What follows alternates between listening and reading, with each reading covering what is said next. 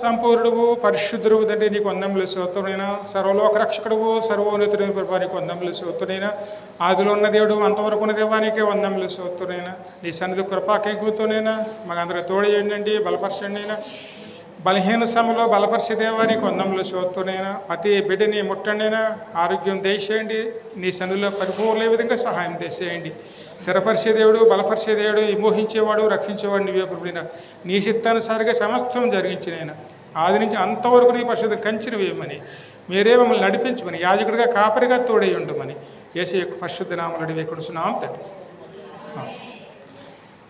అదేవిధంగా వాక్యం చదువుతున్నప్పుడు ఎవరన్నా ఒక్కళ్ళే చదవండి.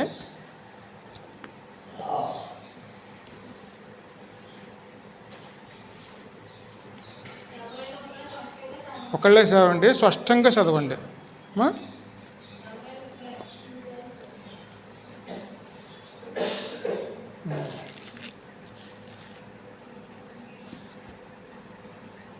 ఆదికాండం 3:27 జ్ఞాపం చేసుకుందాం.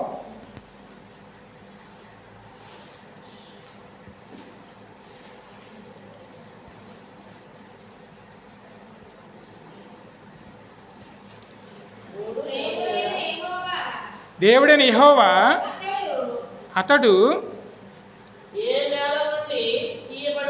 3:21 దేవుడైన యెహోవా ఆదాముకును అతని భార్యకును చర్మపు చొక్కాయలను చేయించి వారిని తొడిగించాను. సలం దేవుడైన యెహోవా ఏం చేశారండి? చర్మపు చొక్కాయను తొడిగించి ఆదాముకి అవ్వకనే. ఎందుకని తొడిగించారు? పాపం అనేది చాలా భయంకరమైంది. పాపము అనేది ఎప్పుడు కూడాను దేవునికి విరోధమైంది. పాపంలో వచ్చే జీతం ఏంటండి? మరణమే. అందులోనూ లోను కాకూడదండి. ఆదాము అవ్వ సృష్టించబడిన తర్వాత దేవుడు ఒక నిర్ణయం తీసుకుని వారు జీవించడానికి కావాల్సిన అన్నీ కూడా సకల సృష్టి చేశారండి. ముందుగానే సృష్టించారు. అక్కడ సేద్యం అక్కడ మంచి తోటను కూడా ఆయన సిద్ధపరిచారు. తోటం అయ్యాన వాళ్ళు జీవించే విధంగా ఏర్పాట్లు అన్నీ చేశారండి. అక్కడ అన్ని సకల సౌకర్యాలు ఉండే విధంగా అన్ని రకాల పళ్ళ వృక్షాలు అన్నీ కూడా అక్కడ ఉన్నాయి. దేవుడు చెప్పాడు అనమాట, ఇదిగో ఇక్కడ అన్ని రకాల వృక్ష ఫలములు ఉన్నాయి, వీటిని ఆధారం చేసుకుని మీరు జీవించండి, కానీ మీరు ఈ ఒక్కటి మాత్రం మీరు చేయకండి. ఇగో ఈ పండు కనపడుతుంది కదా, అది మంచి చెడులు చెప్పేటువంటి పండు, అది దాన్ని మాత్రం మీరు తీసుకోవద్దు. అది తీసుకున్న ఎడల నువ్వు తిన్న ఎడల నువ్వు వెంటనే చస్తావు అన్నాడు. అంటే మరణిస్తావు అని అర్థం అండి అన్నారు. అది దేవుడు ఎందుకు ఇచ్చాడు? అది అక్కడ ఏమేమి ఉన్నాయంటే మంచి చెట్లు ఉండేటువంటి వృక్ష ఫలాలు ఉన్నాయి, జీవ వృక్ష ఫలం కూడా ఉందండి అక్కడ. ఎన్నిట్లో ఆధారం చేసుకుని మనం జీవించాలి. కానీ ఒక్కటి మాత్రం దేవుడు వద్దన్నాడు. ఎందుకంటే తన మాటను ఆలకిస్తారో ఆలకించరో అని చెప్పి ఒక్క మాట మాత్రం వద్దు అన్నాడు. కానీ వీళ్ళు ఏం చేశారు? అక్కడే ఉల్లంఘించి ఆ పొరపాటు చేయటం వల్ల ఈ మాట మీరు ఆదికాండం 2:16 చూడమ్మా, 16-17 వచనాలు. దేవుడైన యెహోవా ఈ తోటలోనున్న ప్రతి వృక్ష ఫలములను నీవు నిరభ్యంతరంగా నీవు తినవచ్చును, అయితే మంచి చెడుల తెలివినిచ్చు వృక్ష ఫలములను తినకూడదు. నీవు వాటి తినదినమున నిశ్చయముగా నువ్వు చచ్చెదవు నరునికి ఆజ్ఞాపించాను. ఎందుకంటే దేవుడు నరుని ఏ విధంగా చూస్తున్నాడంటే తన ఆజ్ఞలకు లోబడి జీవించాలని దేవుని కోరికండి. ఆయన మాట విని మనం జీవించాలి. ఎందుకంటే తల్లిదండ్రులు కూడా దేని కోరుకుంటారండి ఎక్కువ? పిల్లలు తమ మాట విని తమ జీవితాలు కట్టుకోవాలి, జీవితంలో స్థిరపడాలి అని ఎప్పుడు కూడా ప్రతి ఒక్క తల్లిదండ్రులు కూడా కోరుకుంటారు. అలాగే దేవుడు ఏం కోరుకున్నాడు?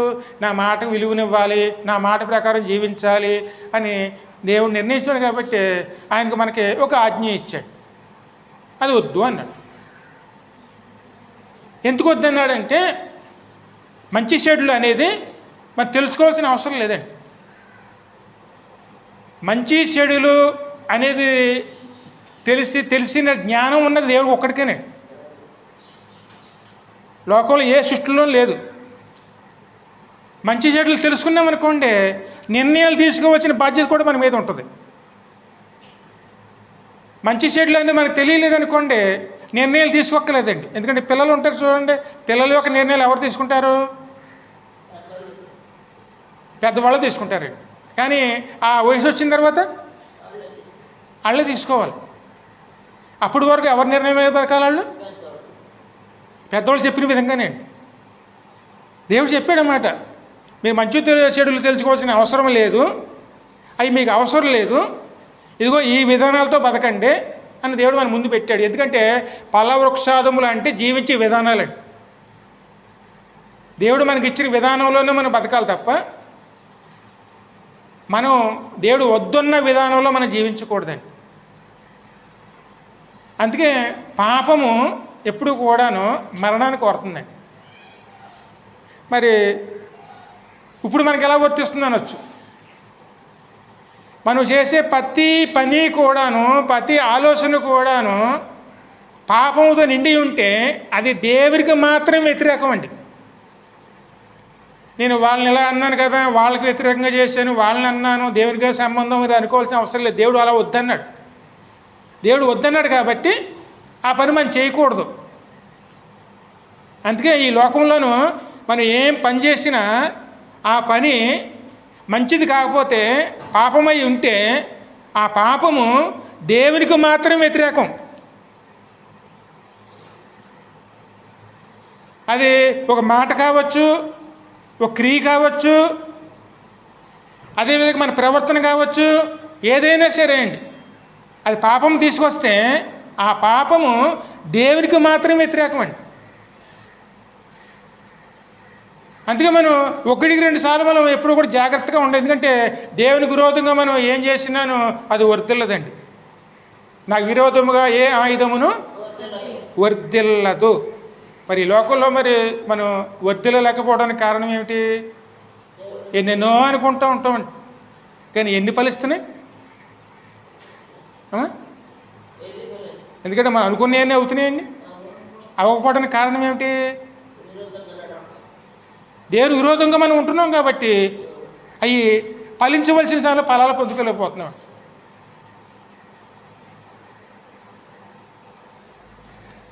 కీర్తనలో మనం జ్ఞాపం చేసి 57 కీర్తన 4 చూడమ్మా.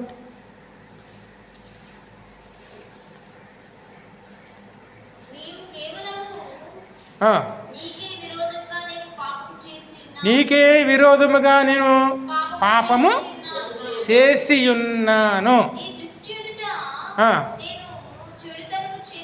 నీ దృష్టి ఎదుట నేను చెడుతనమును చేసి ఉన్నాను. కావున ఆజ్ఞ ఇచ్చినప్పుడు నీవు నీతిమంతుడుగా అగపడుదువు. తీర్పు తీర్చినప్పుడు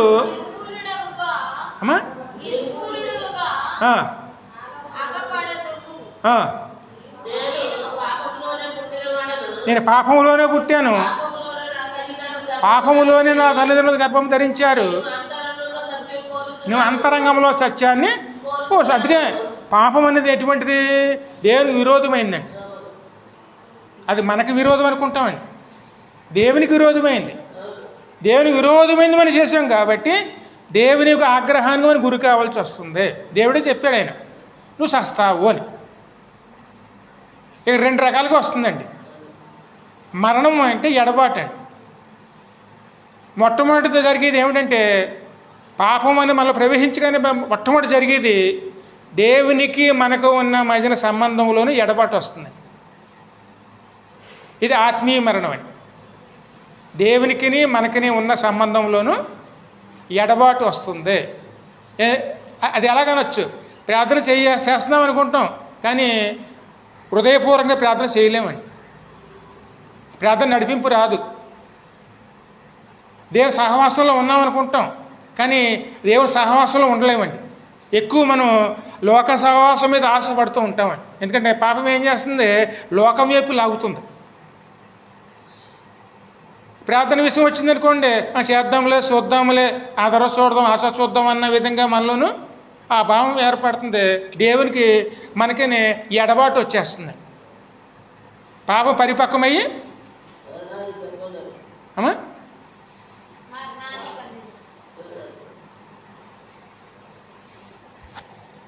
యాకోబు మొదటి అధ్యాయంలో చూడండి, యాకోబు పత్రికలను 17-18 వస్తున్నాను.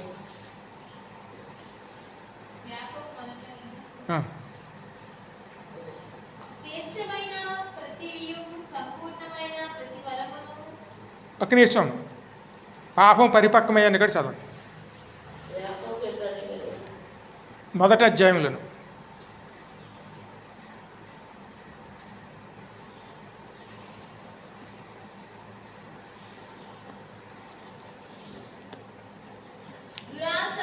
దురాశ గర్భము ధరించి పాపమును కనగా పాప పరిపక్వమయ్యి మరణమును కనును. ఎందుకంటే మనలో ఏం చేస్తుంది, ఆ పాపం ఏం చేస్తుందండి, మరణం వరకు తీసుకెళ్ళిపోతుందండి, దేవుని దూరం చేసేస్తుంది. అది ఆత్మీయ మరణం అండి. ఆ మాట మీరు అర్థం చేసుకోవాలంటే ఎపిసీలు 2వ అధ్యాయంలో 5వ వచనంలో ఉంటుందండి.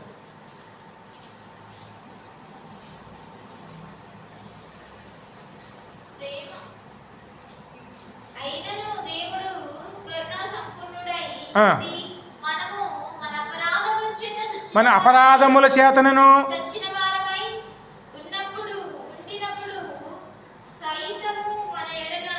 ఇంకో క్వశ్చన్ పైన చదువు.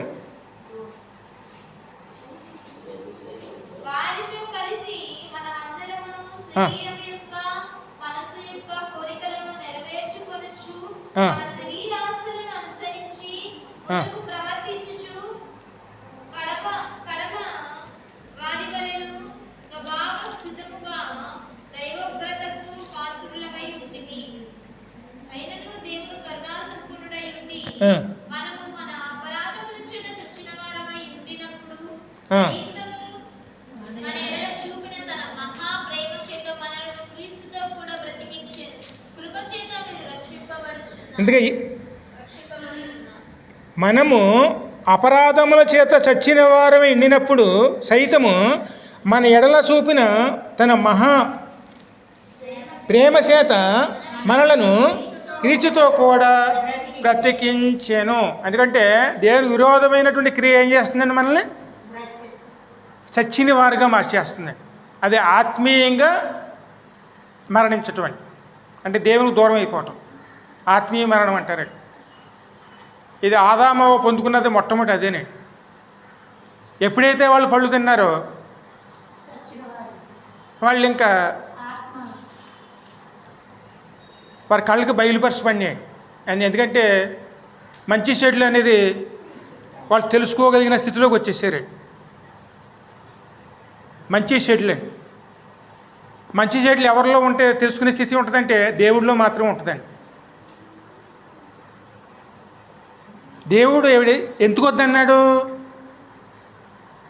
తన ఆధీనంలోనే తన మాట ప్రకారమే మనుషులు జీవించాలని దేవుని చిత్తం అండి. మీ సొంత నిర్ణయాలు తీసుకోవాల్సిన అవసరం లేదన్నాడు. కానీ వీళ్ళు ఏం చేశారు, ఈ పండు తినేస్తే నేనే దేవుడిలాగా అయిపోయారు దేవుడిలాగా. ఏ విషయంలోనూ, మంచి చెడులు తెలుసుకునే విషయంలోనండి. ఇప్పుడు మనం మంచి ఏదో చెడు ఏదో మనకి కేవలం మనం గ్రహించేయగలమండి, ఏది మంచో ఏది చెడునే. ఆ విషయంలో మనం దేవుని వంటి వారు అయిపోయామని. మంచి చెడు ఖచ్చితంగా మనకు తెలుసు. కాబట్టి దేవుడు మనకి ముందు ఏం పెట్టాడంటేనే జీవ మార్గమును మరణ మార్గమును.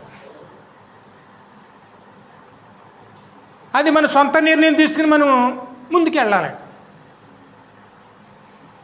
ఇదిగో ఇది మంచి, ఇందులో వెళ్ళమని చెప్పి దేవుడు మనల్ని ఎప్పుడు బలవంతం పెట్టడండి. మన నిర్ణయం మనమే తీసుకోవాలి.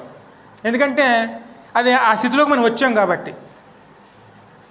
కానీ అంతకు మునుపు మన నిర్ణయం మనం తీసుకోక్కర్లేదు, దేవుడే నడిపించేవాడు.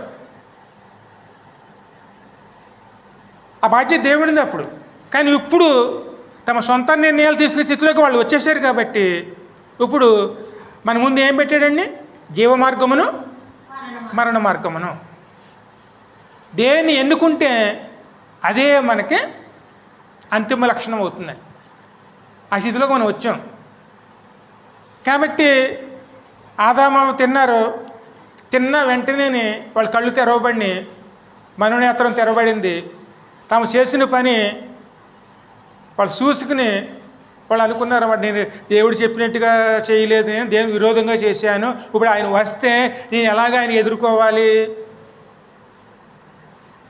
కాబట్టి ఆయన వద్దకు రావడానికి వారి బిడియపడి చెట్టు చోటను దాక్కున్నారు. పాపం దేని చూపిస్తుందంటే దిగంబరత్వాన్ని. పరిశుద్ధత ఎప్పుడూ కూడాను ఎప్పుడు మనల్ని సిగ్గుపరుస్తుందండి. పాపం ఏం చేస్తుంది? సిగ్గుపరుస్తుంది.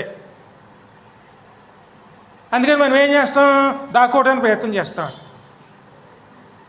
అదే వాళ్ళు చేశారు, చెట్టు చోటను దాక్కున్నారు. కానీ దేవుడు విడిచిపెట్టేవాడు కాదు. ఆయన వచ్చి ఆదామా ఎక్కడున్నావు అంటే, ఇదిగో నేను నీ దిగంబరునై ఉన్నాను కాబట్టి, సిగ్గు కలిగి ఉన్నాను కాబట్టి చెట్టు చోటను దాక్కున్నాను. ఆ తర్వాత మా కథ అంతా మనకు తెలుసు.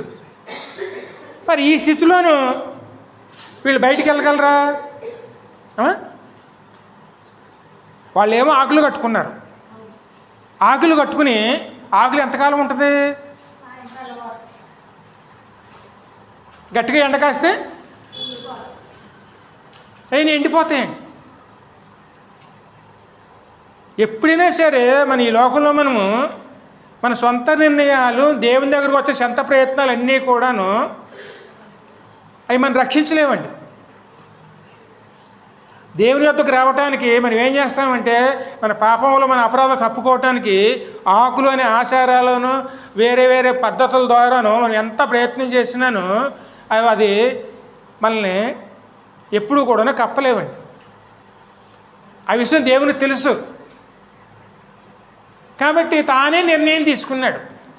ఎందుకంటే బిడ్డలు ఎంత పొరపాటు చేసినాను తల్లిదండ్రులు విడిచిపెట్టరండి. వారు జీవించడానికి ఒక మార్గం చూపించి, ఇదిగో ఇందులో మీరు నమ్మకంగా నడుచుకుని వెళ్ళండి, చివరికి వెళ్తే మీరు మళ్ళీని అన్నీ తెలుసుకుని నా దగ్గరికి వస్తారని చెప్పి జీవించడానికి ఒక విధానాన్ని చూపిస్తారు. అలాగే దేవుడు ఏమి చూపించాడు అక్కడ? ఇది మీకు ఈ విధంగా వెళ్ళటం మంచిది కాదు కాబట్టి నేనే మీకోసం చేస్తానని చెప్పి ఆయన నిర్ణయించుకుని ఆ సమయంలోనూ ఒక గొర్రె పిల్లను తీసుకుని ఆ గొర్రె పిల్లను వధించి దాని యొక్క చర్మాన్ని చీల్చి ఆ చర్మాన్ని వస్త్రముగా కుట్టి ఆదాముకు అవకని అక్కడ వస్త్రం ధరింపజేసాడు. మరి అందులో ఏం క్రియ కనపడుతుంది మనకి?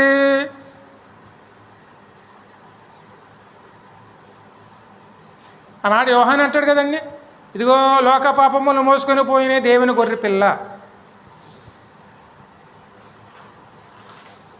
దేవుని యొద్ద నుంచి బయటికి వెళ్ళిపోయినటువంటి వారిని తిరిగి తీసుకురావటానికి దేవుడే మార్గాన్ని ఎంచుకుని ఆ మార్గము కింద క్రీస్తుని ఎన్నుకున్నాడు.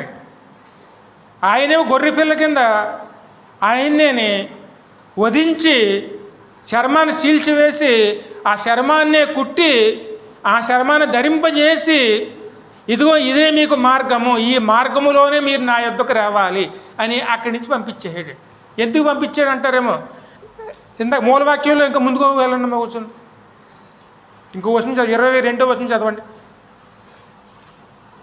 3వ అధ్యాయం, ఆదికాండం 3వ అధ్యాయంలో, అప్పుడు దేవుడైన యెహోవా ఇదిగో మంచి చెడులను ఎరుగునట్లు ఆదాము మనలో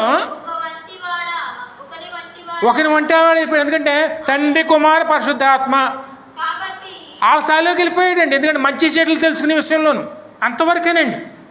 నీకు మంచి తెలుసు, చెడు తెలుసు, కానీ మంచినిలో నిలబడి ముందుకు వెళ్ళే స్వభావాన్ని మనం ఇటు పెంపొందించుకోలేం.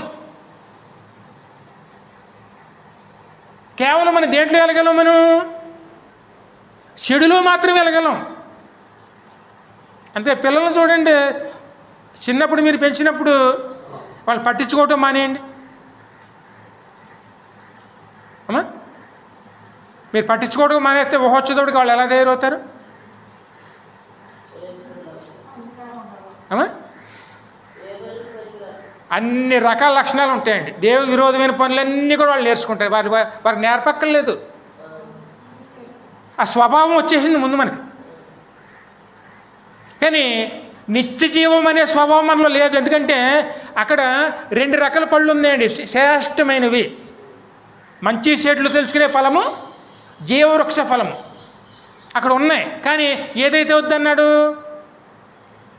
మంచి చెడులు తెలుసుకునే ఫలం మాత్రం వద్దన్నాడు. కానీ పక్కన జీవవృక్షాన్ని వద్దనలేదు కదండి.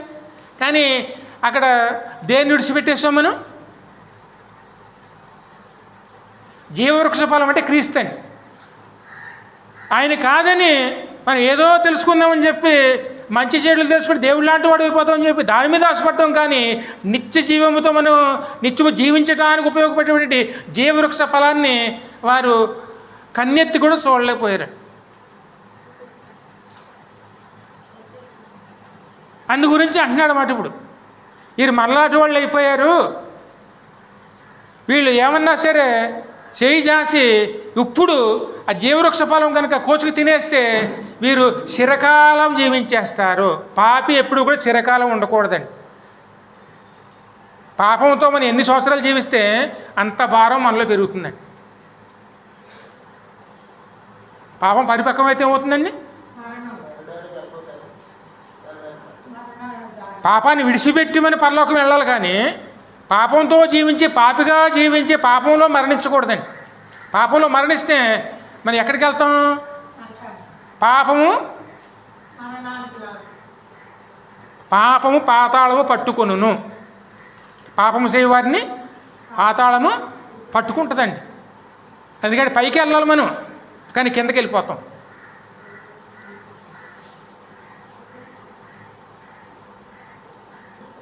ఆ విషయం గురించి ఆయన అంటున్నారు అన్నమాట. వీరు మనలాంటి వాళ్ళు అయిపోయారు, మంచి చెడులు తెలుసుకునే వారిగా అయిపోయారు. ఈ స్థితిలో కనుక వారు చేయి చాచి ఆ పండు కూడా తినేస్తే వీళ్ళు నిత్యము జీవించే వారికి జీవవృక్ష ఫలం తినేస్తారు. కాబట్టి వీళ్ళని ఇక్కడ ఉండటానికి వీలు లేదని చెప్పి అక్కడి నుంచి బయట గెంటి వేసి అక్కడ ఒక ఖడ్గాన్ని అక్కడ కాపలా పెట్టాడు. అదే పరిశుద్ధాత్మ ఖడ్గం.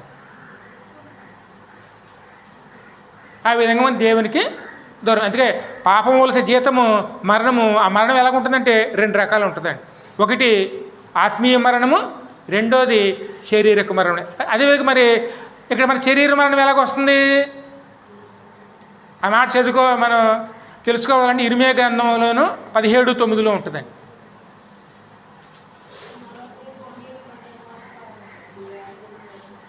అమ్మా 17:9 హృదయము అన్నిటికంటే మోసకరమైంది, అది ఘోరమైన వ్యాధి కలది. దాన్ని గ్రహించగలిగిన వాడెవరు? చాలమ్మ. ఎందుకంటే మనలోనూ ఏ వ్యాధి ప్రవేశించింది? వ్యాధి ముదిరిపోతే ఏమొస్తుందండి అమ్మా? అది శరీర మరణం అండి. పాపమైన వ్యాధి.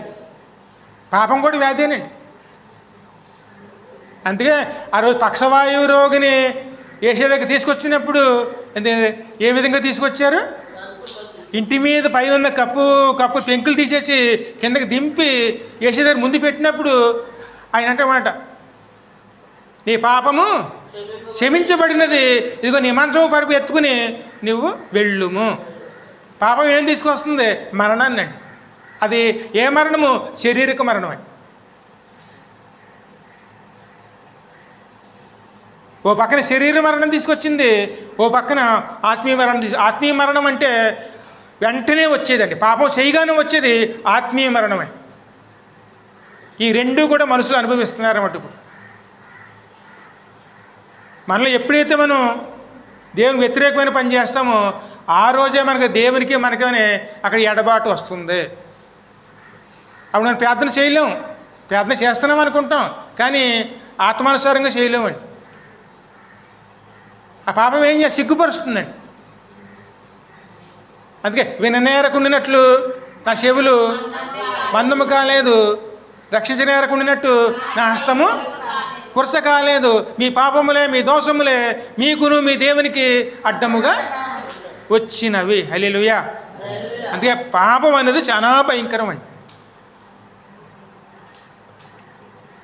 అందులో మరి పరిష్కారం క్రీస్తేనే. ఇప్పుడు వీళ్ళకి పరిష్కారం ఏం చూపించారు ఇక్కడ? గొర్రెపిల్ల చర్మం. అంటే క్రీస్తు అనే గొర్రెపిల్ల యొక్క వస్త్రాన్ని మనం క్రీస్తుని ధరించుకునేవారునే ఉండాలండి. క్రీస్తుని ధరించుకుంటేనే మన పాపం కప్పబడుతుంది. వేరే విధంగా ఎన్ని ప్రయత్నాలు చేసినానో అది మరి కప్పబడదండి. ఎన్ని మంచి క్రియలైనా చేయండి, ఎందుకంటే ఈ సీసాన్ని కడగబడకపోతే ఈ సీసాలో మీరు ఎన్ని మంచినీళ్ళు పోసినాను ఆ నీళ్ళన్నీ ఏమైపోతాయండి? ఈ సీసాలో మంచినీళ్ళు పోయాలంటే ముందు ఏం చేయాలి? శుభ్రం చేయాలండి. శుభ్రం చేయకుండా మరి ఎన్ని నీళ్లు పోసినాను ఆ నీళ్ళన్నీ ఏమైపోతాయి? ఆ మాట మీరు చదవాలండి. యెషయా గ్రంథంలో 64 చూడము, 64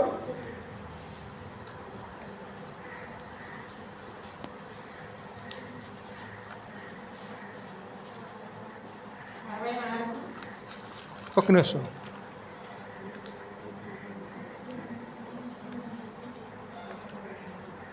అరవై 5 అమ్మ.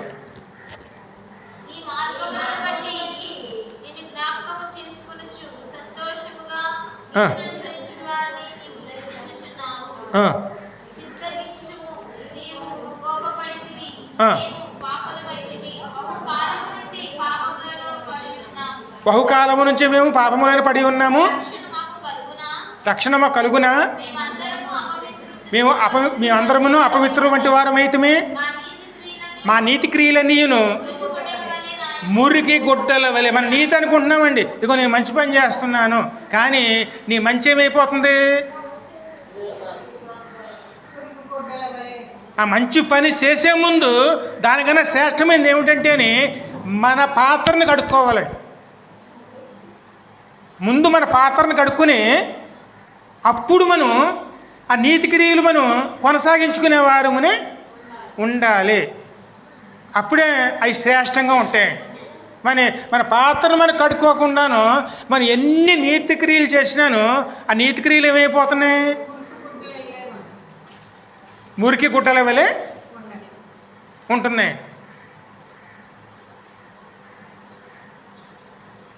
అందుకే మనం ఎప్పుడు కూడా మనం సొంత ప్రయత్నాలతో మనం దేవుని సమీపించలేమండి. ఆదాము అవ్వ మొట్టమొదటి చేసింది సొంత ప్రయత్నం అండి. దేవుడు వచ్చేస్తాడు, దేవుని యొద్దకు వెళ్ళాలి, ఎలా వెళ్ళాలి? ఆకులు కట్టుకుందామా? ఏం కట్టుకోవాలి? ఎందుకంటే వారి కళ్ళల్లో వారు చూసుకున్నారు, దిగంబరత్వం కనపడుతుంది. అంతకుముందు అది లేదండి వారికి, అవి ఏమీ తెలియదు వాళ్ళకి. దేవుడు ఎలా సృష్టించారో అలాగే ఉన్నారు వాళ్ళు, అవి ఏమీ తెలవదండి. ఎప్పుడైతే దేవుడు వద్దన్న పని చేశారో వాళ్ళు తమ స్థితిని తెలుసుకున్నారండి. చూస్తే దేవుడు వస్తున్నాడు, కానీ ఆ సమయంలో చూస్తే వీళ్ళు ఎలాగున్నారు? దిగంబరులుగా ఉన్నారు. అయ్యో నేను ఈ స్థితిలోని దేవుని దగ్గరికి వెళ్ళాలా? అందుకోసం వాళ్ళు ఏమి నిర్ణయించుకున్నారు? సొంత ప్రయత్నం అండి. ఆ ప్రయత్నం ఏమిటి? ఆకులు కట్టుకున్నారు. ఆకులు అంటే మన సొంత క్రియలండి. ఒక్కొక్కళ్ళు ఒక్కొక్క మార్గాన్ని ఎంచుకుంటాం. గొర్రెలు వలె వాళ్ళు త్రోవ తప్పితిరి. ఈయన ఎన్ని మన ప్రయత్నాలు చేసినాను ఆ ప్రయత్నాలు ఏమవుతాయండి? అన్నీ వ్యర్థమైపోతాయి. అందుకే దేవుడు ఇచ్చిన మార్గం ఒకటే మార్గం, నేనే మార్గము నేనే సత్యము, నేనే జీవం. అదే గొర్రె పిల్ల రక్షణ వస్త్రము. దేవుడు అక్కడ తానే నిర్ణయించుకున్నాడు. మళ్ళీ వీళ్ళు తన రాజ్యంలోకి రావాలని నిర్ణయించున్నాడు కాబట్టి వారికి ఒక మార్గాన్ని ఇచ్చాడు. అదే గొర్రె పిల్ల రక్షణ వస్త్రం అండి. ఆయనే గొర్రె పిల్లని సిద్ధం చేసాడండి. ఆ మాట కూడా మీకు తెలిసే ఉంటుంది. ఇదే ఆదికాండంలో అబ్రహాము అంటాడు చూడండి, దేవుడే చూసుకొనును. ఆ మాట ఎందుకన్నాడు?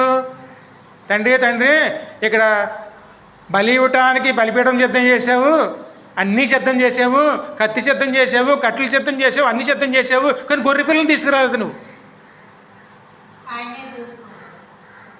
ఆయనే చూసుకుంటాడు అని. ఆయన ఎక్కడ చూసుకున్నాడు? ఆ మాట యోహానులో ఉంటుందండి. ఇదిగో లోకపాపలు మోసుకుని పోయే దేవుని గొర్రె పిల్ల. ఆ గొర్రె పిల్ల ఎవరు? ఇక్కడ ఆదాముకి అవ్వకేనే తమ దిగంబరత్వాన్ని కప్పినటువంటి గొర్రె పిల్లే అక్కడ వస్తుందండి. ఆ గొర్రె పిల్ల ఎవరు? క్రీస్తేనండి. అందుకే క్రీస్తు ఎక్కడ కనపడుతున్నాడండి? ఆదికాండంలో 3వ అధ్యాయంలో కనపడుతున్నాడు. ఆయనే మార్గం అండి. నేనే మార్గము, నేనే సత్యము, నేనే జీవము. ఆయన మనం ధరిస్తేనే మన పాపాలు కప్పడతాయి. ఆయనే ధరించుకునేవారునే ఉండాలి.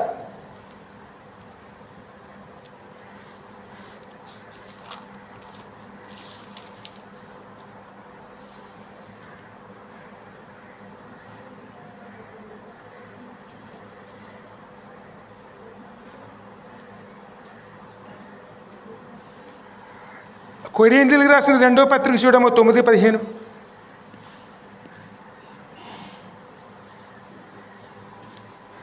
ఈ వాక్యం తీసేటప్పుడు 3:16 యోహాను చదవండము. 3:16 యోహాను. ఆ వాక్యం చదివిన తర్వాత కొరింథీయులు 2వ కొరింథీ పత్రిక. దేవుడు లోకము ఎంతగానో ప్రేమించెను కాగా తన అద్వితీయ కుమారుని యందు పుట్టిన వాని యందు విశ్వాసం ఉంచి ప్రతివాడును నశింపగా నిత్యజీవం పొందుకున్నట్లు ఆయనను అనుగ్రహించెను. మరి ఆదాము అవ్వకు రక్షించడానికి అక్కడ దేన్ని అనుగ్రహించాడండి? గొర్రె పిల్లని. మరి లోకంలో ఉన్న మన కోసం దేన్ని అనుగ్రహించాడు? క్రీస్తునండి. ఎందరు అంగీకరిస్తారో వారందరికీ నిత్యజీవం ఇవ్వడానికి ఆయన మన కోసం అనుగ్రహించబడ్డారు. ఇంకా ముంచదు యోహానులను.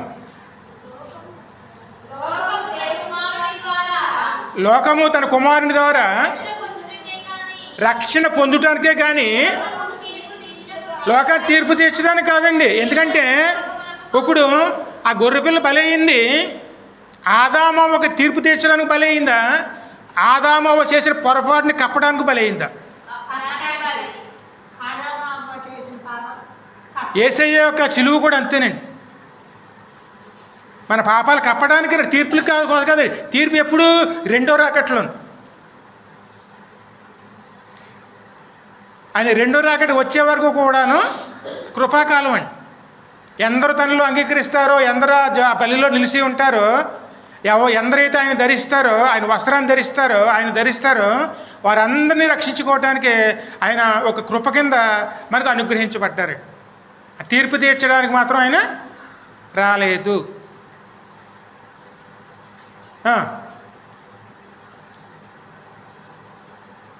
ఇంక చదువు.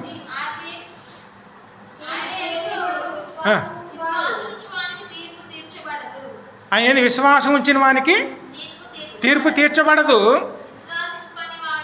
విశ్వసింపని వాడు దేవుని అద్వితీయ కుమారుని యందు విశ్వాసం ఉంచలేదు కనుక వానికి ఇంతకు మునిపే తీర్పు. ఎప్పుడు తీర్చబడింది? ఇంతకు మునిపే అంటే ఆ రోజు సాతానుకండి. ఆ రోజు సాతాను ఎక్కడ పడ్డాడు? వెళ్ళి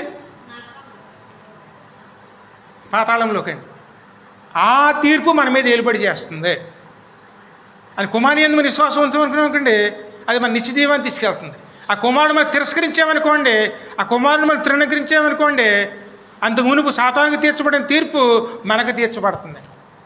అందుకే మనం పాతాళానికి చెందిన వారమా లేదా పరలోకానికి చెందిన వారమా? పరలోకానికి చెందిన వారమైతే కుమారుని యందు విశ్వాసం ఉంచుకుని ఆయన ఇచ్చే రక్షణ వస్త్రాన్ని ధరించుకునే వారునే మన కోసం ఆయన ముందుగానే బలి అయ్యాడు. ఎందుకంటే మన యొక్క దిగంబరత్వాన్ని కప్పడానికి ఆయన ముందుగానే బలి అయ్యాడు. కాబట్టి మన విశ్వాసంతో ఆయన మనం ధరించుకునే వారునే ఉండాలి. అదే మన రక్షణ అండి, తీర్పులు కాదండి. తీర్పు తీర్చేవాడు మాత్రం దేవుడు ఆయన కాదండి. కానీ తీర్పు ఎప్పుడు ఉంటుంది? రెండో రాకట్లోని ఖచ్చితంగా ఆయన తీర్పు ఉంటుంది అనమాట. మరి ప్రతి క్రియని కూడా ఆయన మన ముందు పెడతారనమాట. అందుకే ఎప్పుడు కూడా జాగ్రత్త కలిగిన వారునే ఉండాలి.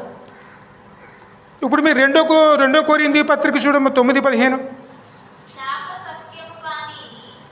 చెప్పసౌఖ్యము కానీ ఆయన వరం అండి. ఎందుకంటే చెప్పుకోలేనంత వరాన్ని మనం పొందుకున్నాం. చెప్పసౌఖ్యం కానీ వరం అండి. దేవుళ్ళు మరి చాలా పొందుకున్నామండి. దేవుడు మనకు మంచి జ్ఞానాన్ని ఇచ్చాడు, మన చదువునిచ్చాడు, మన జాబులను ఇచ్చాడు, ఈ లోకంలో జీవించడానికి మంచి మంచి మంచి కుటుంబాన్ని, పరుగుల కుటుంబాన్ని ఇచ్చాడు, ఆస్తులు ఇచ్చాడు, అంతస్తులు ఇచ్చాడు, మంచి పేరు ఇచ్చాడు, అన్నీ ఇచ్చాడు. ఇవన్నీ మనకు వరాలే. ఆయన ఊరినే ఇచ్చాడు దేవుడు మనకి. కానీ దానికన్నా గొప్ప వరం ఏమిటి? పోగొట్టుకున్న పరలోకంలోకి తిరిగి చేరటమే అన్నిటికన్నా శ్రేష్టమైన వరం అండి. ఆ దేవుడు మనకి అడగకుండానే దేవుడు మనకి ఇచ్చాడు. శ్రేష్టమైన చెప్పసౌఖ్యము కానీ శ్రేష్టమైన వరమును మీకు ఆయన అనుగ్రహించాను. హల్లెలూయా. దానికోసమని ప్రయాసపడాలండి. ఆయన అన్నారు కదా, మొదట నా రాజ్యాన్ని, నా నీతిని వెదకండి, ఇవన్నీ మీకు అనుగ్రహించబడును. మొట్టమొదటి దేని వెతకాలి మనం? ఆయన నీతిని. ఎందుకంటే మనం ఈ భూమి మీద ఉన్నాం, ఆయన నీతిని స్థాపించాలండి.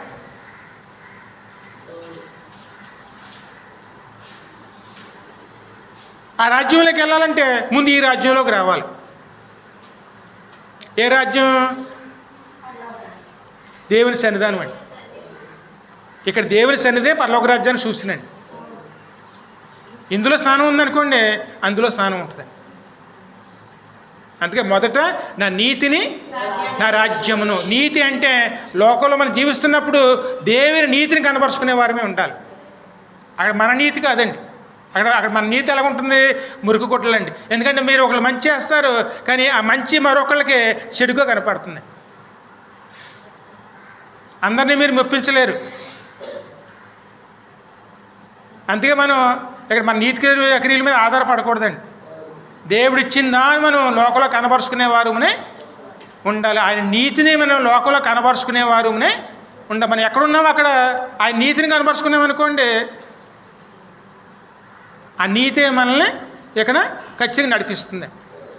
అందుకే మొదట నా నీతిని, నా రాజ్యమును వెదుకుడి, అవన్నీ మీకు అనుగ్రహించబడును. అందుకే ఇక్కడ మా పౌలు అంటున్నాడు అన్నమాట, చెప్పసౌఖ్యము కాని గొప్ప వరాన్ని మీరు పొందుకున్నారు. రక్షణ అంటే అది అమూల్యమైనటువంటి ఒక వరం అండి. అది ఆ వరాన్ని మనం పొందుకోకపోతే ఖచ్చితంగా పాతాళానికి వెళ్ళాలండి. ఆ పాతాళంలో ఏముంటాయి?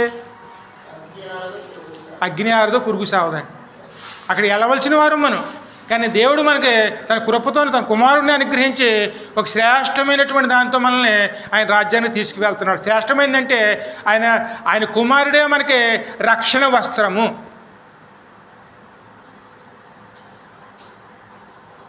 ఆ వరాన్ని దేవుడు మనకి అనుగ్రహించాడు.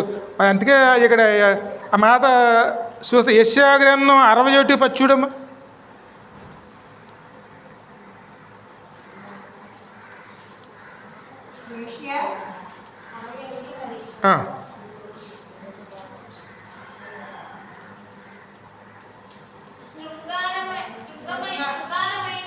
శృంగారమైన బాగా ధరించుకుని పెళ్లి కుమారుని రీతిగాను ఆభరణములతో అలంకరించుకొనిన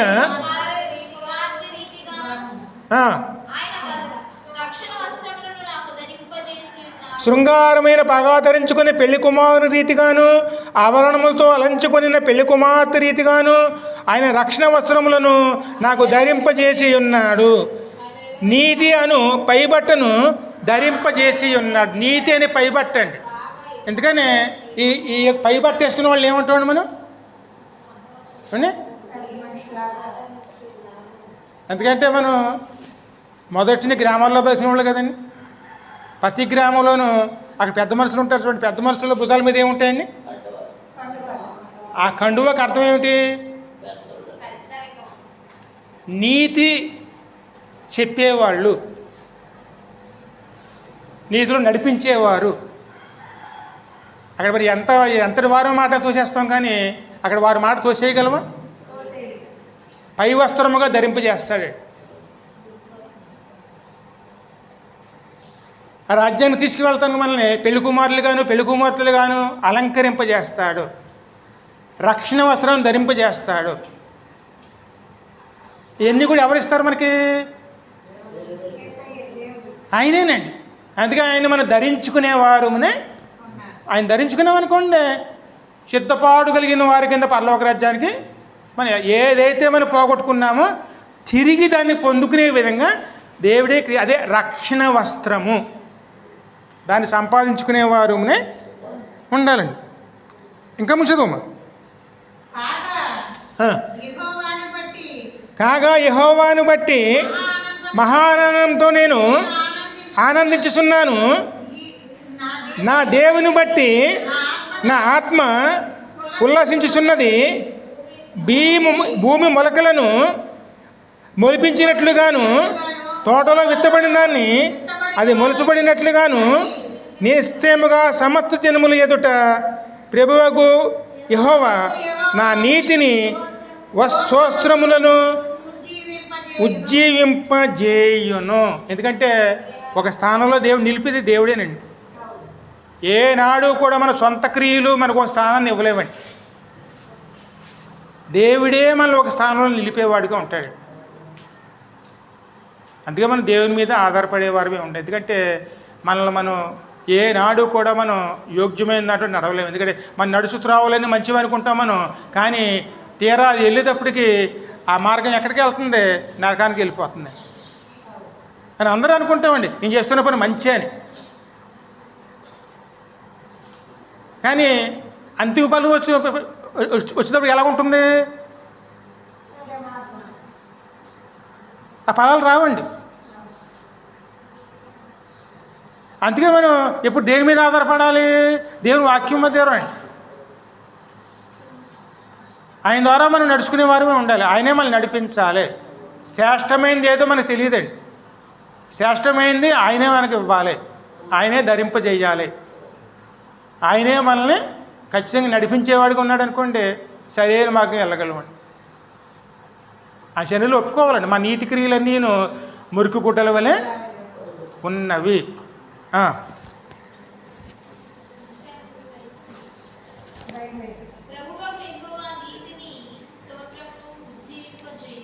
ఇంకోసారి చూద్దాం.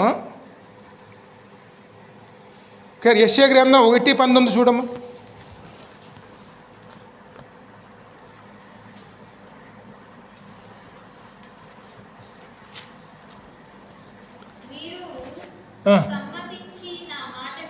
మీరు కనుక సమ్మతించి నా మాట విని ఎడల మీరు భూమి యొక్క మంచి పదార్థములను అనుభవింతురు. సమ్మతించక తిరగబడిన ఎడల నిక్షేమగా మీరు ఖడ్గము పాలగుదురు. యెహోవా ఇలాగునే సెలవిచ్చి ఉన్నాడు. సాలం మరి ఈ లోకంలో మనం జీవిస్తున్నప్పుడు మంచి పదార్థం అంటే మంచి ఆశీర్వాదంతో జీవించాలంటే ఇక్కడ ఎవరి మాట మీద నిలబడి ఉండాలి? అంటే మన నిర్ణయం ఎవరిదై ఉండాలి? నా నిర్ణయం మీ నిర్ణయాలు కాదండి. ఇప్పుడు మనల్ని నడిపించేది దేవుని నిర్ణయం ప్రకారమే ఉండాలండి. అందుకే ఎప్పుడు కూడాను పాపం అనేది మనకు విరోధంగా కాదండి. దేవునికి విరోధముగాను. ఎందుకంటే ఆయన వద్దన్నాడు, మనం చేస్తున్నాం. ఆయన చేయమన్నాడు, మనం చేయట్లేదు. ఈ రెండు దేన్ని తీసుకొస్తున్నాయి? పాపాన్ని తీసుకొస్తున్నాయి. ఆయన మాటను తీసి పక్కన పెట్టిన వల్ల దేవునికి మనకి ఏం వస్తుందయ్యానా? ఎడబాటు. ఆ ఎడబాటే మరణం అండి.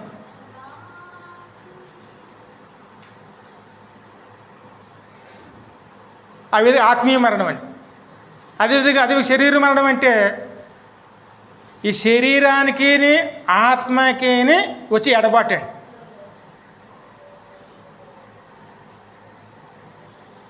ఈ శరీరాన్ని విడిచిపెట్టేయాలి. విడిచిపెట్టేసిన ఆత్మ పరలోకం వెళ్తుందా, పాతాళంలోకి వెళ్తుందా? ఇది ఈ విధమైన మరణము అనేది ఎప్పుడు కూడా శరీర మరణం అండి. శ్రేష్ఠులుగా ఉన్నామనుకోండి, నిత్య జీవం అనే పరలోకంలోకి వెళ్ళిపోతాం. అంటే అక్కడ మరణం ఉండదు. ఆత్మ ఎప్పుడు మరణించదండి. దాన్ని పొందుకోవటానికి మనం ప్రయాసపడేవారునే ఉండాలి. అది ఎవరిస్తారు మనకి? దేవుడేనండి. జీవాహారమును నేనే, నన్ను తినివాడు ఎన్నడును మరణమును పొందడండి. జీవాహారం అండి ఆయన. అదే జీవవృక్ష ఫలం అండి. అది మనం పొందుకుని ఆయన ద్వారా ఆదరించబడ్డాం అనుకోండి, ఆయనే మనకు అంటే మంచి పదార్థములు. దేవుడు మనం ఎప్పుడు ఆశీర్వాదాలు అనిపించే వారికి ఉండాలంటే దేవుని మాట మీద జీవించేవారమే ఉండాలి. అదే ఆయన ధరించుకోవటమే. ఆయన ధరించుకోవటమే మనం చేయాలి. ఆయన ధరించుకున్నాం అనుకోండి, ఖచ్చితంగా మనకి దేవుడు మనకి తోడై ఉండేవాడుగాను ఉంటాడండి. అందుకే ఎప్పుడూ కూడా మనలో ఏముండాలి అమ్మా?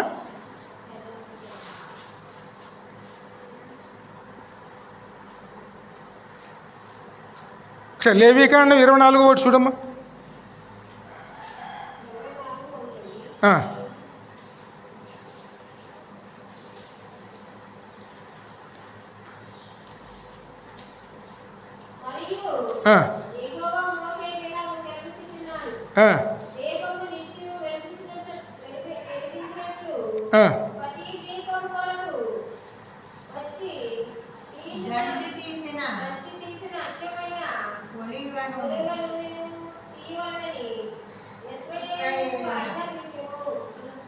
ఇప్పుడు ఈ వాక్యం కొంచెం పక్కన పెట్టి పక్కన గలతీయులు 3:17 చూడమ్మా.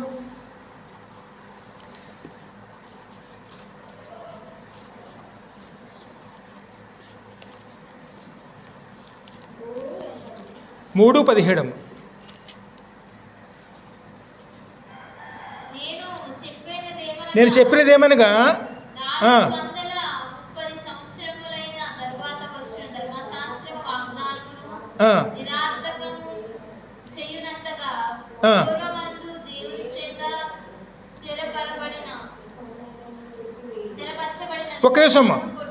ఒక్క నిమిషం 3:27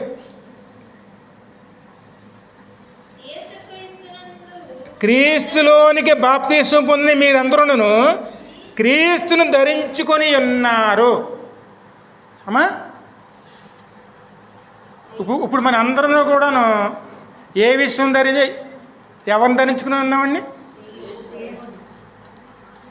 బాప్తిసం అంటే ఏమిటి అంటే ఆ మాటకి అర్థం ఏమిటండి?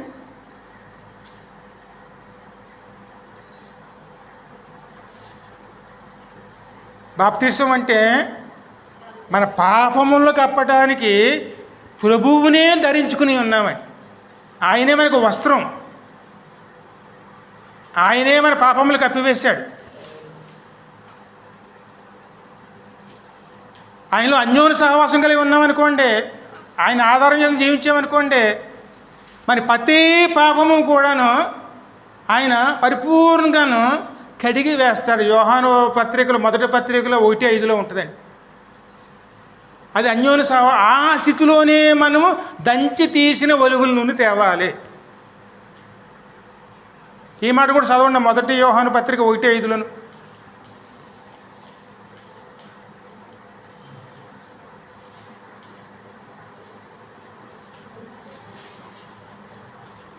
తీసారా?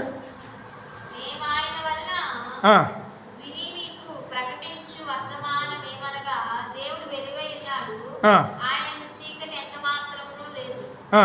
ఆయనతో కూడా సహవాసము గల ఆయనతో కూడా సహవాసం చేసిన ఎడల, చీకటిలో నడిచిన ఎడల చీకటిలో నడిచిన ఎడల, మనం అబద్ధమాడుచు సత్యమును జరిగింపకుందుము. ఆ, అయితే ఆయన వెలుగులో ఉన్న ప్రకారం మనమును వెలుగులో నడిచిన ఎడల మనం ఆ. అన్యోన్య సహవాసము గలవారమై ఉందుము.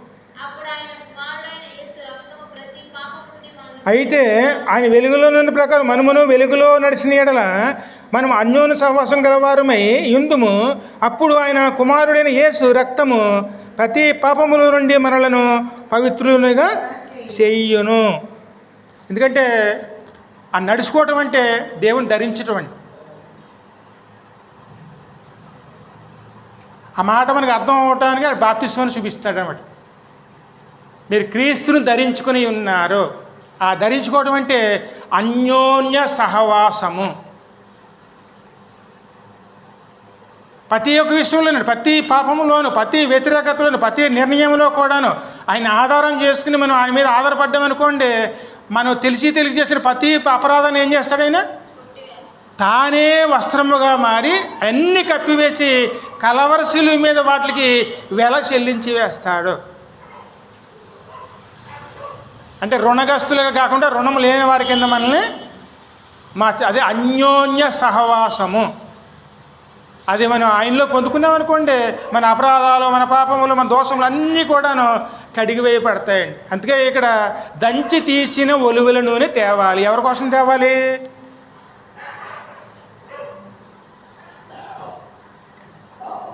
లేవీయులు 24:1 అమ్మా. దంచి తీసిన ఒలువల నూనె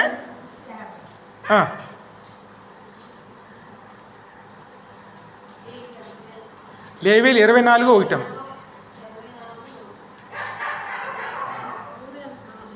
సరే.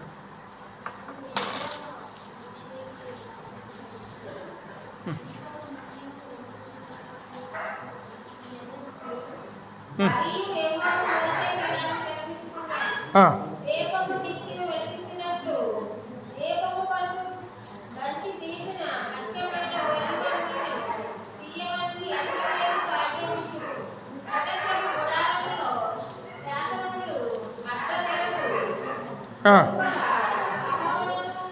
సాయంకాలము మొదలుకుని ఉదయం వరకు అది వెలిగినట్లుగా యెహోవా సన్నిధిని దాని చక్కపరచవలెను. ఇది మీ తరముల వరకు నిత్యమైన కట్టడ. నిర్మలమైన రేపు వృక్షముల మీద ప్రతి దీపమును యెహోవా సన్నిధిని నిత్యము చక్కపరచవలెను. నిత్యము దాన్ని ఏం చేయాలండి? చక్కపరుచుకోవాలి. ఏ విధంగాను?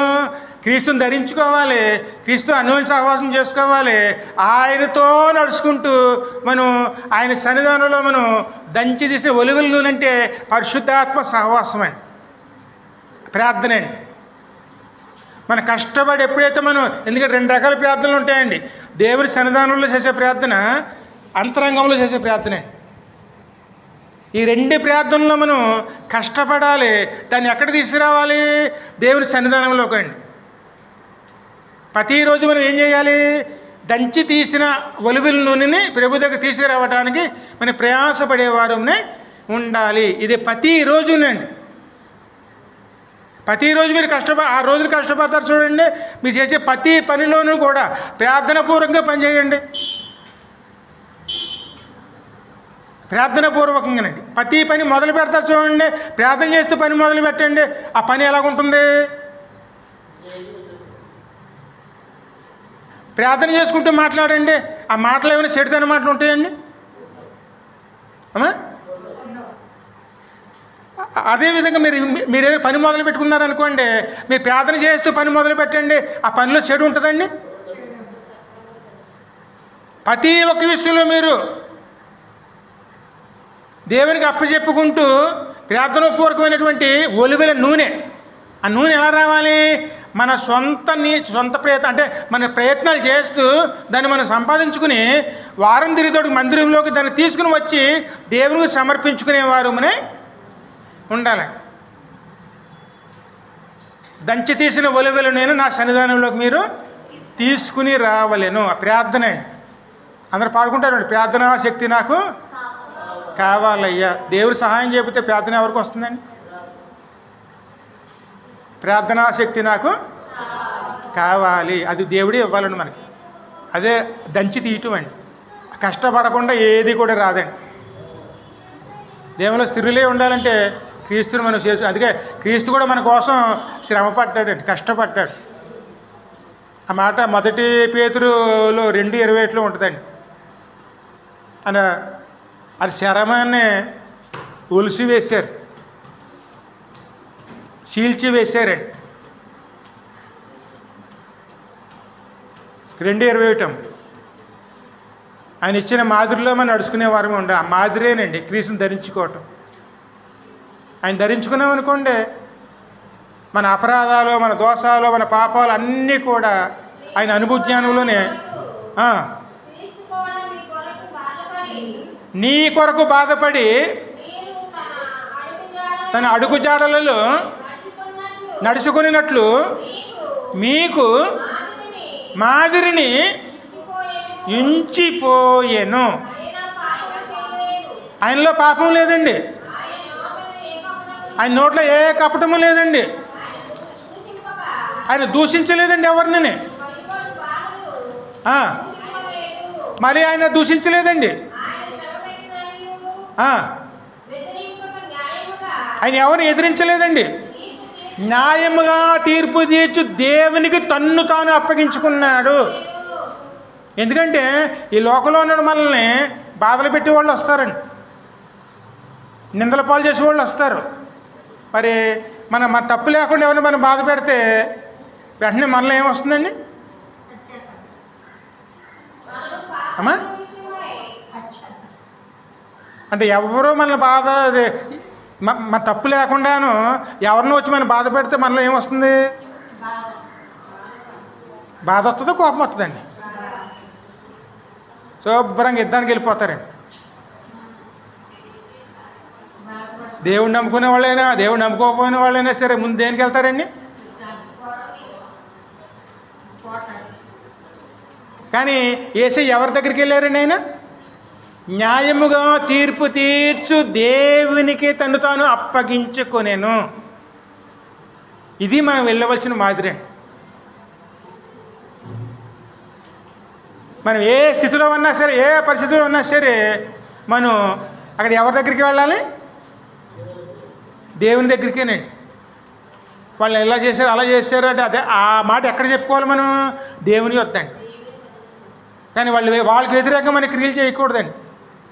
ఇది మనకు ఒక మాదిరి. ఆయనలో పాపం లేదు, దోషము లేదు, ఆయన ఎదిరించలేదండి.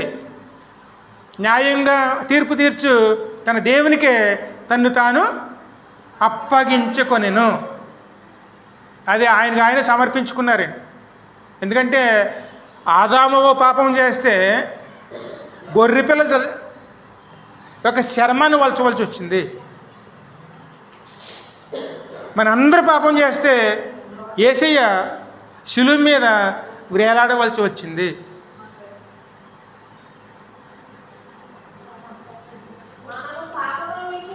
మన పాపం విషయమై చనిపోయి నీతి విషయమే జీవించినట్లు ఆయన తానే తన శరీరమునందు మన పాపములను మ్రాని మీద మోసుకొని మ్రాని మీద వేలాడిన వాడు శాపగ్రస్తుడు. దేని వాకి స్పష్టంగా ఉందండి. ఈ విషయంలో ఇక్కడ శాపగ్రస్తులు ఎవరు? మనువండి. శాపగ్రస్తులను కాబట్టి తోటలో ఉండవలసిన వారు బయటికి గెంటివేయబడ్డామండి. శాపగ్రస్తులను కాబట్టి దేవుని వద్ద ఉండవలసిన వారిని బయటికి గెంటివేయబడ్డాం. మనల్ని చేర్చుకోవటానికి ఆయనే వచ్చి మనం పొందిన శిక్ష తాను పొంది మనకి తిరిగి పరలోకం వెళ్ళేటువంటి ప్రవేశాన్ని ఆయనే మనకి ఇచ్చారు. అందుకే ఆయన అది అపూర్వమైనటువంటి ఒక వరము, అది దేవుడు మనకి ఇచ్చాడు. అందుకే క్రీస్తు యొక్క అనుభవ జ్ఞానమే మనల్ని నడిపించాలి, కానీ మన అనుభవ జ్ఞానం కాదండి. క్రీస్తు యొక్క అనుభవ జ్ఞానంలో మనం నడుచుకుని మనం ముందుకెళ్ళామనుకోండి, అదే మన పరలోక రాజ్యానికి మార్గం అవుతుందండి. అందుకే నేనే మార్గము, నేనే సత్యము, నేనే జీవము. ఆ మార్గాన్నే మనం ధరించుకునేవారునే ఉండాలి. క్రీస్తుని ధరించుకోవటం అంటే ఆయన ఇచ్చిన మార్గంలో నడుచుకోవటం అండి. అలా నడుచుకున్నాం అనుకోండి, ఏనాడు కూడా మన మీద దోషం అనేది ఉండదండి. ఎందుకంటే మన దోషాలన్నీ ఎవరు తీసేశారు? యేసయ్యే తీసేశాడు. ఆయన్నే మనం ధరించుకున్నామండి. అదే బాప్తిస్వం అండి. బాప్తిస్వం అంటే క్రీస్తుని ధరించుకున్నటం అండి. క్రీస్తుని వస్త్రంగా ధరించుకోవటం అండి. మరి మనం క్రీస్తుని ధరించుకున్నామా, లోకాన్ని ధరించుకున్నామా? క్రీస్తుని ధరించుకున్నాం అనుకోండి, ఈ లోకంలో ఉన్న ఏ మనల్ని అడ్డం కాదండి, వాడిని దాటుకుంటూ వెళ్ళిపోతాం. కానీ లోకాన్ని ధరించుకున్నాం అనుకోండి, ఇవన్నీ మన ఆటంకాలే. బంధువులు, స్నేహితులు, ఇరుగు పొరుగు వారు, లేకపోతే ఈ ఆస్తులు పాస్తులు ఇవన్నీ మనకి ఏమవుతాయండి? అడ్డుగోడలు అయిపోతాయండి. క్రీస్తుని ధరించుకునేవారునే ఉండాలి. దేవుడు మనకి ఏమి ఇచ్చాడో దాన్ని ధరించుకునేవారు అండి. ఆదాముకి అవకి ఏమి ఇచ్చారండి? చర్మపు చొక్క అండి. ఆ వస్త్రాన్నే ధరించి. అలాగే మనకెవరు ఇచ్చారు? మనకేమి ఇచ్చారు? క్రీస్తునండి. దేవుడు లోకం ఎంతగానో ప్రేమించి మన అద్వితీయ కుమారుని మనకు అనుగ్రహించారు. ఆయన్నే మనం ధరించుకుని మనం సిద్ధపడేవారునే ఉండాలి. ఆ మార్గమే మన పరలోకాన్ని తీసుకెళ్తుంది. దానికోసమైన ప్రయాసపడేవారునే ఉండాలి. దేవుడే మనల్ని నడిపించాలి. మన చిన్న ప్రార్థన చేసుకుని ముందుకు వెళదాం. కృపా సత్య సంపూర్ణుడు పరిశుద్ధుని కృపా నీకు వందములు స్తోత్రమునైనా.